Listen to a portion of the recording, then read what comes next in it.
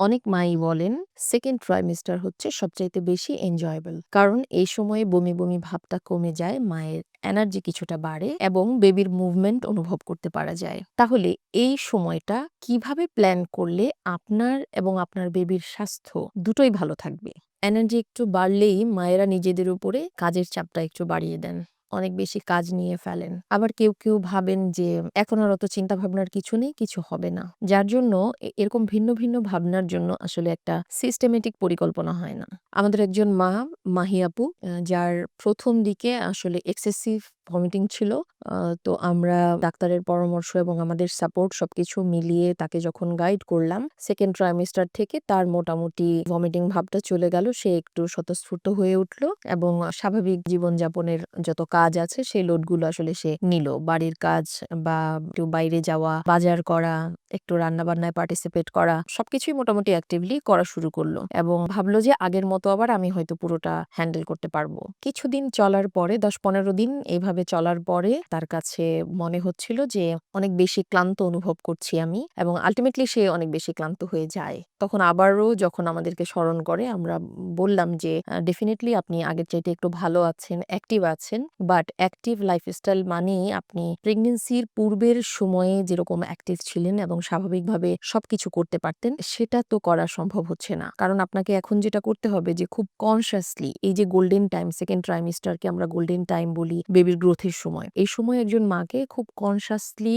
Active লাইফস্টাইলে থাকবে, কিন্তু এত বেশি লোড নেওয়া যাবে না যে সে ক্লান্ত অনুভব করবে। প্ল্যান্ড অ্যাক্টিভ লাইফস্টাইলের মাধ্যমে সে আসলে বেবির গ্রোথটাকে সাপোর্ট করবে। এই সময়ে ডেফিনিটলি কিছু পজিটিভ বদল হয়, যেমন বমি কমে যাওয়া, এনার্জি বাড়া অথবা বেবির মুভমেন্ট শুরু হওয়া। কিন্তু মূলত ৩ টা জায়গাতে মাকে বেশি ফোকাস করতে হয়।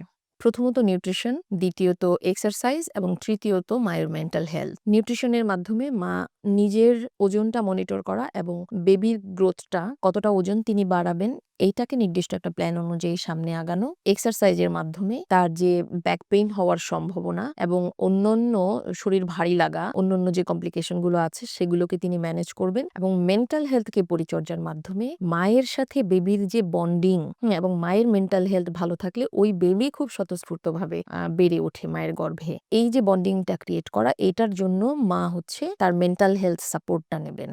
যদি আমি সাপ্তাহিক একটা প্ল্যানের কথা যদি বলি বা একটা প্ল্যান যদি ছোট্ট করে শেয়ার করি, তাহলে আমি বলব যে প্রতিদিন অন্তত ৩০ মিনিট একজন মা হাঁটবেন।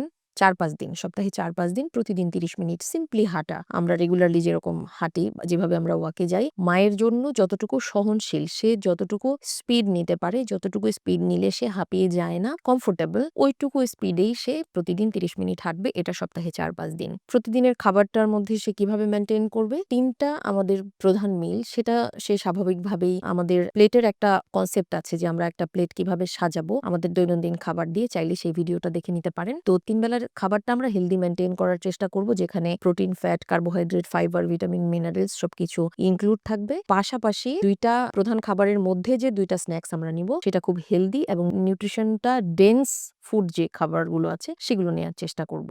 আর মেন্টাল হেলথের কথা যদি আমি বলি, তাহলে সপ্তাহে একটা দিন মাকে অন্তত তার বেবির সাথে, অনেকে ভাবতে পারেন যে গর্ভের বেবির সাথে মা কিভাবে সময় কাটাবেন, এটা শুধু মা অনুভব করতে পারবেন।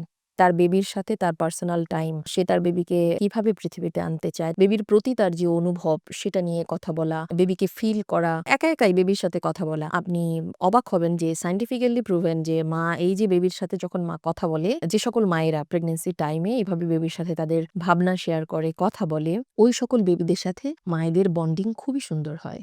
এই সময়ে কখন আপনি দ্রুত ডাক্তারের সাথে যোগাযোগ করবেন? যদি কোনো কারণে আপনার ভীষণ দুর্বল লাগে, মাথা ঘোরা, চোখে ঝাপসা দেখা, কোনো অস্বাভাবিক ব্যথা, হঠাৎ করে যদি স্পটেড ব্লিডিং বা কোনো ধরনের ব্লিডিং অথবা পিঠে ব্যথা, এরকম কোনো কিছু যদি আপনার দেখা দেয় যেটা আপনার কাছে অস্বাভাবিক লাগছে, সেই ধরনের কোনো সিচুয়েশন হলে সাথে আপনাকে ডাক্তারের সাথে যোগাযোগ করতে হবে। বেবির মুভমেন্ট কিন্তু খুবই গুরুত্বপূর্ণ। সবসময় এটার দিকে একটু এক্সট্রা নজরদারি রাখতে হবে যে বেবির স্বাভাবিক মুভমেন্ট ঠিক আছে কিনা। মুভমেন্ট কমে গেলেও কিন্তু আপনাকে সাথে ডাক্তারের শরণাপন্ন হতে হবে।